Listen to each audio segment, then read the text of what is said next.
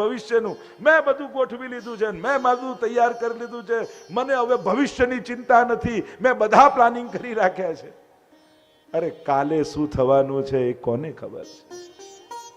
માણસ તો એટલો અસમર્થ છે કે પોતાનું બર્થ સર્ટિફિકેટ અને ડેથ સર્ટિફિકેટ આ બંને જાતે લેવા નથી જતું, બીજા લેવા જાય. અને એટલા માટે તો માણસ તો એટલો અસમર્થ છે કે એનું સામર્થ્ય જ શું? આ અસમર્થતા, એવી અસમર્થતાનો વિચાર કરો તો ડગલે ને પગલે આપણે કેટલા અસમર્થ છીએ, વિચાર તો કરો. આપણી અસમર્થતા વારે ઘડીએ છતી થાય, પણ આપણે એને યાદ કરવા માંગતા નથી. તો બે વસ્તુ છે કે આ પ્રભુનું સામર્થ્ય યાદ કરો અને ભગવાનના થઈ જશો તો એ બધું જ સામર્થ્ય તમારી મદદમાં કામ લાગી જશે. જે ક્ષણે તમે ભગવાનને કહી દો ને કે હું કાંઈ નથી, હું તારો થયો છું, એટલે પ્રભુનું બળ તમારું બળ થઈ જાય. અને હું કરી લઈશ જ્યારે એમ કહો, પછી તમારી શક્તિ પૂરતું જ તમે કરી શકો. અને એટલા માટે ભગવાન આ બે વાતમાં બહુ હસે છે. ભવિષ્ય નું જ્યારે માણસ એમ વિચાર કરે કે મેં બધું જ વિચારી લીધું છે, બધું જ ગોઠવી લીધું છે અને એ પ્રમાણે જ થશે એવી કલ્પનામાં જીવે ને, એ પોતાની જાતને છેતરવા બરાબર છે. માણસે હંમેશા સરપ્રાઈઝ માટે તૈયાર જ રહેવું જોઈએ. અને આજકાલ તો બધાને બહુ ગમે ને સરપ્રાઈઝ પાર્ટીઓ, સરપ્રાઈઝ ગિફ્ટ, બધું સરપ્રાઈઝ બહુ ગમે. પ્રભુ કે હું જ્યારે આપીશ ને ત્યારે આખી જિંદગી યાદ રહેશે સરપ્રાઈઝ. એટલે બહુ સરપ્રાઈઝ નો શોખીન ના થઈશ. એટલે હરિરાય મહાપ્રભુજી શોક દૂર કરવા માટે ગોપેશ્વરજીને યાદ અપાવે છે કે તમે જેની સેવા કરો છો એ ઠાકોરજી કેવા છે. એ ઠાકોરજીને કહેતા કહ્યું, શ્રી કૃષ્ણ ભગવાન સર્વેશ્વરશ્ચ સર્વજ્ઞ કૃષ્ણ સકરુણ સદા. કે સર્વેશ્વર છે, સદા સર્વજ્ઞ છે અને અતિશય કરુણા વાળા છે. જ્યારે બહુ સામર્થ્ય વાળો વ્યક્તિ બહુ દયાળુ હોય ને ત્યારે સમાજને બહુ લાભ મળે. બહુ સમર્થ વ્યક્તિ બહુ કરુણાવાન હોય ને ત્યારે સમાજને બહુ લાભ મળે. કારણ કે ઘણાને કરુણા હોય પણ સામર્થ્ય ના હોય, અને ઘણાનું સામર્થ્ય હોય ને કરુણા ન હોય. દુનિયામાં દયા બધાને છે. ઘણી વાર છોકરાઓ મળવા આવે, યુવાનો જોડે ચર્ચા કરતા હોઈએ, વિદ્યાર્થીઓ જોડે, અને ત્યારે એ લોકો બહુ સારા વિચારો આપે. મને તો આમ સોશિયલ વર્ક કરવું છે, દયા કરવી છે, મદદ કરવી છે, આમ કામ કરવું, બહુ એમને સારા વિચારો હોય. ત્યારે મારે એમને કહેવું પડે કે જો તારે સારું કરવું હશે ને તો ભણી ગણીને સમર્થ બનવું પડશે. કારણ કે અસમર્થ વ્યક્તિ સારું નથી કરી શકતું. તું ભણ, મહેનત કર અને એવી જગ્યાએ પહોંચ કે તું દુનિયામાં ઘણું સારું કામ કરી શકે. અને 5 વર્ષ મહેનત કરીશ ને તો 50 વર્ષ સારા જશે, અને 5 વર્ષ રખડીશ તો 50 વર્ષ મહેનત કરતા રહેવું પડશે. એટલે વિદ્યાર્થી છોકરાઓને કહી દઉં, નક્કી કરજો 5 વર્ષ મહેનત કરીને 50 વર્ષ સુધારવા છે કે પછી 5 વર્ષ હરતી ફરીને 50 વર્ષ મજૂરી કરવી છે. સહેલું શું છે તમે જ વિચારી લેજો. એટલે સહેલો સોદો એ છે કે 5 વર્ષ મહેનત કરશો તો 50 વર્ષ મજા કરશો. પણ ભણવાના સમયે ભણે નહીં અને પછી અપેક્ષાઓ રાખે, પછી તો સારું નહીં કરી શકો, ખરાબ તો શું. અને એટલા માટે સમર્થ બનવું જોઈએ સત્કર્મ કરવા માટે. તો પ્રભુ સર્વ સમર્થ છે અને પરમ કૃપાળુ છે. અને એટલા માટે તમે શોક ન કરો. આ બહુજી પણ જ્યાં ગયા છે તો પ્રભુની લીલામાં ગયા છે. ત્યાં ઠાકોરજીની કૃપાથી એમને ઉત્તમ સેવાનું દાન મળશે. અને અહીંયા ભૂતલ પર પ્રભુ તમારા સર્વ શોકને દૂર કરી અને તમારી સેવા માટે પ્રતીક્ષા કરી રહ્યા છે. ઠાકોરજી એની સેવામાં જાઓ. આ પ્રભુનું સર્વ સામર્થ્ય. અને જીવ કેવો છે? અસમર્થો જ્ઞાન શૂન્યો જીવ ઇત્યેવ નિશ્ચય. જીવની કરુણા કેવી કેવી દશા? એક તો અસમર્થ, કંઈ કરવા સમર્થ નથી. જો આ માણસ જ આ દુનિયામાં એક એવો છે કે પોતાના કામ કરવા માટે બીજા માણસનો ઉપયોગ કરે છે, કામવાળા રાખે છે. ક્યારે વાંચ્યું કે સિંહે 4 શિયાળોને કામમાં રાખ્યા? ભલે જંગલનો રાજા હોય, દુનિયાનો કોઈ પ્રાણી પોતાના કામ માટે બીજા કામવાળાનો ઉપયોગ નથી કરતો. પણ માણસ થોડોક સમર્થ થવા જાય એટલે એને બીજાનો આશ્રય કરવો જ પડે. તમે ગમે તેટલા સફળ થઈ જાઓ, પણ જેણે જેણે તમને મદદ કરી હોય સફળ થવામાં, અને મદદ એટલે કોઈ આવીને પૈસા આપી જાય કે હેલ્પ કરી જાય નહીં, તમારા ઘરમાં જ કોઈ રસોઈ બનાવનારો, કોઈ સફાઈ કરનારો, કોઈ ગાડી ચલાવનારો, આ બધા જ આપણા સફળતાના સહભાગી છે. આ બધા લોકો, એમને આપણે ભૂલી જઈએ છીએ. આપણે સોશિયલ વર્ક કરવા જઈએ તો અજાણ્યા ઓળખતા ના હોઈએ ત્યાં મદદ કરવા જઈએ, પણ નજીક આજુબાજુ જે દુઃખી છે એને મદદ કરવા માટે ક્યારે ન જઈએ.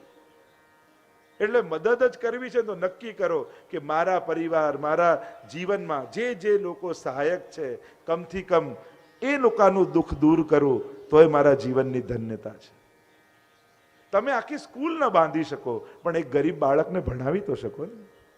તમે આખી હોસ્પિટલ ન બાંધી શકો, પણ એક બીમારનો ઈલાજ તો કરાવી શકો ને. નાનું પણ નાનું નથી, એ શરૂઆત જ છે મોટા કામ. ભગવત કૃપાથી આપણે ઘણા વિદ્યાર્થીઓને મદદ કરીએ છીએ, પ્રયાસ કરીએ કે જ્યાં જ્યાં થઈ શકે કોશિશ કરવી કે આપણે ભૂખ્યાને જમાડી તો પાછું ભૂખ લાગવાની જ છે, પણ કોઈને ભણાવશો ને તો આખો પરિવાર સુખી થશે. નક્કી કરો બધા જ કે જીવનમાં કોઈ એક વિદ્યાર્થીને હું ભણવામાં મદદ કરીશ. બધા જ નક્કી કરી આપણા સામર્થ્ય પ્રમાણે કોઈ એકને ભણાવો તો આખો પરિવાર સુખી થાય. એટલે પ્રયાસ કરીએ. અહીંયા જીવનો સ્વભાવ બતાવ્યો. જીવ કેવો છે? અસમર્થ છે અને જ્ઞાન શૂન્ય છે. જ્ઞાન શૂન્યતા કોને કહેવાય? જેને પોતાનું ભલું શેમાં છે એ ખબર ન હોય એ બધા જ્ઞાન શૂન્ય કહેવાય. હવે વિચાર કરો, આપણે જ બધા આપણું હિત શેમાં છે એ આપણે જાણીએ છીએ? ક્યાં જાણીએ છીએ, પણ કરી શકીએ છીએ? જો ધર્મ અને અધર્મ કોને ખબર નથી? કોણ જાણતું નથી? નાનકડા બાળકને પણ ઉભો કરીને પૂછો ને શું કરાય ને શું ન કરાય, બધાને ખબર છે. તકલીફ છે શું કરવું જોઈએ એ કરવા તૈયાર છીએ, અને શું ન કરવું જોઈએ એ છોડવાનું સાહસ આપણી અંદર છે ખરું? તમને જો પ્રશ્ન કરું તો તમે બધા સાચા જવાબ આપો. ચલો હા નામાં જવાબ. બધાએ ચોરી કરવી જોઈએ, હા કે ના? ચોરી કરવી જોઈએ? દયા રાખવી જોઈએ, હા કે ના? મદદ કરવી જોઈએ, સમભાવ રાખવો જોઈએ, હિંસા કરવી જોઈએ. જો તમને બધાને બધી ખબર છે ને, ખોટા અમને બોલાય નહીં અહીંયા. ખોટું ખોટા આટલું બધું કરવાનું શું છે? બધાને બધું ખબર તો છે. જો દુર્યોધને મહાભારતમાં આ જ વાત કરી કે જાનામિ ધર્મમ નચમે પ્રવૃત્તિ, જાનામિ અધર્મમ નચમે નિવૃત્તિ. ધર્મ શું છે હું જાણું છું, પણ હું કરી શકતો નથી. અધર્મ શું છે મને ખબર છે, છતાં એને હું છોડી શકતો નથી. તો દુર્યોધન મર્યો ક્યાં છે? આપણા બધાની અંદર જીવી જ રહ્યો છે. આ બધા વ્યક્તિઓના નામ નથી, આ બધા વૃત્તિઓના નામ છે જે આજે પણ આપણી અંદર મહાભારતો રચે છે. આ વૃત્તિ જીવી જ રહી છે. અને એટલા માટે ધર્મ અધર્મ બધા જાણે છે. હું તો ખાલી તમને સાહસ આપવા માટે આવ્યો છું. જય. કે જાણો છો એ કરી શકો, અને છોડવા જેવું છે એને છોડી શકો. એનું બળ ભગવાન તમને આપે. એ જ સત્સંગનું પરમ ફળ છે. બસ આ તાકાત તમારી અંદર જાગી જાય. હરિનો માર્ગ છે સુરાનો, નહીં કાયરનું કામ જોને. પ્રથમ પહેલા મસ્તક મૂકી વળતી લેવું નામ જોને. અને તીરે ઉભા જુએ તમાશો, તે કોડી ન પામે જોને. આપણે બધા છે ને કાંઠે ઉભેલા માણસો છે. કૂદું કે નહીં, કૂદું કે નહીં, કૂદું કે નહીં. બસ કિનારે ઉભા ઉભા વિચાર્યા જ કરે કે જવું કે નહીં, જવું કે નહીં, જવું કે નહીં. આ તો અમારા જેવા આવે ને ધક્કો મારીને જતા રહે, અને એકવાર પાણીમાં કૂદે ને તો તરત આપ મળે આવડી જાય. અને માહી પડ્યા તે મહાસુખ માણે, દેખનારા દાજે જોને. અને જે કૂદી ગયા ને એ જ સાગરમાંથી રત્નો લઈને બહાર આવ્યા છે. જો આ રત્નો પામવા છે સત્કર્મના, પુણ્યના, સૌભાગ્યના, તો એકવાર કૂદકો મારવાનું સાહસ કેળવવું પડશે. કૂદી ગયા તો પછી આનંદ જ છે. પણ તીરે ઉભા જુએ તમાશો, તે કોડી નવ પામે જોને. કિનારે ઉભેલા જે કેવલ તમાશાને જુએ છે એને કોડી પણ મળતી નથી. અને એટલા માટે અહીંયા હરિરાયજી કહે છે, એક તો જીવ અસમર્થ છે, ભાગ્યથી, કર્મથી, સ્વભાવથી, પરિવારથી, સંજોગોથી, આ બધાના ભરોસે જ ગાડી ચાલે છે ને. તમારી કાર ચલાવતો ડ્રાઈવર હોય તો તમે શાંતિથી બેઠા રહો, કારણ કે ભરોસો છે. ડોક્ટર પાસે જાઓ, ઇન્જેક્શન ખાઓ, ભરોસો છે. તમે કહો છો ના ના પેલા શું આમાં છે, બધી દવા મને સમજાવો ને આ કરો, તો કોઈ ટાઈમ છે કોઈની પાસે? ભરોસો છે. તો વિચાર કરો, ગાડી ચલાવનાર ડ્રાઈવર પર આટલો ભરોસો, તો જિંદગી ચલાવનાર ભગવાન પર આટલો ભરોસો નહીં કે બરાબર લઈ જશે, એ બરાબર પાર ઉતારશે, એટલો ભરોસો એના પર. અસમર્થ છો એ સમજી લેજો, એટલે તમારી જિંદગી સહારે જવાની છે. જિંદગી ગઈ છે સહારે સહારે, જનાજો જશે કાંધે કાંધે. આશ્રય જોઈએ જ છે, ચાહો કે ન ચાહો. નજીકના સગાઓનો સહારો નહીં લો તો દૂર અજાણ્યા મિત્રો બનાવવા પડશે, એના ભરોસે રાખવું પડશે. પણ મર્યા પછી એ ચાર ખભા તો માણસને જોઈએ જ છે. ચાહનારની ચિતા પર કોઈ ચડતું નથી, ચડવું તો એક તરફ એની રાખને કોઈ અડતું નથી. બેફામ તોય કેટલું થાકી જવું પડ્યું, નહીં તો જિંદગીનો માર્ગ છે ઘરથી કબર સુધી. ક્યાં વધારે રસ્તો કાપવાનો, એ પણ આપણે ક્યાં ચાલવાના, બીજા લઈ જવાના. તોય માણસ કેવો થાકી જાય છે, ક્યાં ક્યાં દોડી ભાગીને કેવું કેવું મેળવવાની કોશિશ. એટલે કેવાય ને, એક સંતને ઘરે પધરાવ્યા અને આખું ઘર બતાવે. પેલો શિષ્ય, જો ગુરુદેવ અમારે ત્યાં ઘર ઘંટી, લોટ દળાવવા બહાર ન જવું પડે, જો અમારે ત્યાં વોશિંગ મશીન, કપડાં ધોવા બહાર ન જવું પડે, જો અમારે ત્યાં અમારે બહાર ન જવું પડે, આખું ઘર બતાવીને કે બહાર ન જવું પડે, બહાર. ગુરુદેવે કહ્યું, બેટા બહાર તો જવું જ પડશે, તું નહીં જાય તો લોકો કાઢશે, કારણ કે ઘરમાં તે સ્મશાન નથી બનાવ્યું. બાકી બહાર તો જવું જ પડશે, તું નહીં જાય તો આજ બધા બહાર કાઢશે. કાઢો કાઢો, લોકોને કેવી ઉતાવળ આવી જાય. જીવનની સમી સાંજે જખમોની યાદી જોવી હતી, બહુ ઓછા પાના જોઈ શક્યો, બહુ અંગત અંગત નામ હતા. એ જ સ્વજનોના ભરોસે આ આખી જિંદગી જતી હોય છે. અને આપણા બધાની તકલીફ એ ઘણી વાર મૃત્યુ સુધારવાની ચિંતામાં જીવન સુધારવાનું જ ભૂલી જઈએ છીએ. મૃત્યુ સુધરે, મૃત્યુ સુધરે, ભાગવત કથા મૃત્યુ સુધરે, મનોરથ મૃત્યુ સુધરે, અમારું મૃત્યુ સુધરે એની ચિંતા. અને એટલી તાકાતથી પણ ના જીવતા. મર્યા પછી લોકો મને યાદ કરે, પણ શા માટે? એવી તાકાત ઘણા લોકોને એવી એટલા માટે સત્કર્મ કરે કે અમારા ગયા પછી લોકો યાદ રાખ્યું. શા માટે યાદ રાખે? એક ફૂલ ખીલે, પોતાની પૂરી સુગંધ વ્યાપે, પ્રસરાવે, પછી કરમાઈને એ જ ખાતર બની જાય અને બીજા ફૂલોને ઉગવાનો મોકો આપે. બસ આ જ ફૂલનું જીવનની સફળતા છે. ભારતની તકલીફ જ એ છે, જૂના લોકોને એટલા બધા યાદ અપાવે છે ને કે નવા લોકોને અવસર જ નથી મળતા. નવા લોકો માટે તક જ ખતમ કરી નાખી. પણ પેલા જેવો થા, પેલા જેવો થા, પેલા જેવો થાય. પેલા જેવા થવામાં પેલો પોતાના જેવો જ નથી થઈ શકતો. ઘણી વાર આ તકલીફ થઈ જાય. અને એટલા માટે એવી તાકાત બી ના લગાવતા કે મને લોકો યાદ રાખે. તમારે એ મહત્વનું છે કે લગ્નના વરઘોડામાં કેટલા લોકો છે એના કરતા સ્મશાન યાત્રામાં કેટલા જોડાયા ને એના પરથી નક્કી થાય કે જીવન કેવું જીવ્યો છે. લોકો એને વળાવવા માટે આવે કે ચલો આખી જિંદગી આપણી સાથમાં અને સાથ આપ્યો છે, સંકટમાં વિપત્તિમાં આ જોડે ઉભો રહ્યો છે. એટલે તમે છો ત્યારે તમને લોકો યાદ કરે ને એ વધારે મહત્વનું છે કે તમારા ગયા પછી લોકો તમને યાદ કરે. તમે ઘરે આવો તો ઘરના લોકોને ઉમળકો થાય એવું જીવન જીવવાનું.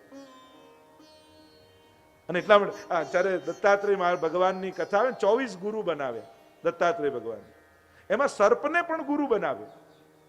સાપને જોયો તમે આમ ચાલે ને તો આમ વાંકો ચૂકો આમ ચાલે, પણ પોતાના દરમાં જતો હોય ને ઘરમાં ત્યારે સીધો થઈને જાય. સમજી ગયા કે સમજાવું? બહાર ગમે તેટલા વાંકા ચૂકા ચાલો, પણ ઘરે જાઓ તો સીધા વૈષ્ણવ બનીને જજો. કારણ કે આ સંસારે આપેલા સન્માનો માથે રાખીને જશો ને તો ઘરનાય નહીં રહો ને બહારનાય નહીં રહો. ઘરે તો એક પિતા, એક ભાઈ, એક પતિ, એક પત્ની એવા લાગણીશીલ વ્યક્તિ બનીને ઘરમાં પ્રવેશ કરો, જેથી ઘરના લોકોને પણ તમારા આવ્યાનો ઉમળકો થાય. જે નૈકટના લોકોના દિલ નથી જીતી શકતો એ હારેલો વ્યક્તિ કહેવાય.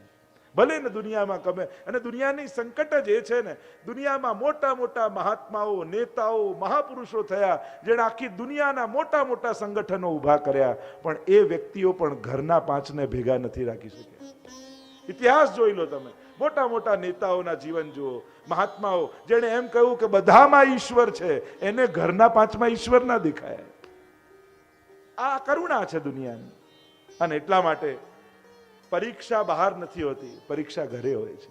તમારા ઓળખીતા સ્વજનોમાં તમે સૌહાર્દ રાખી શકો છો, તમે સ્નેહ રાખી શકો છો, એમની ભૂલોને ક્ષમા કરી શકો છો, એમને ભૂલો સાથે સ્વીકારી શકો છો.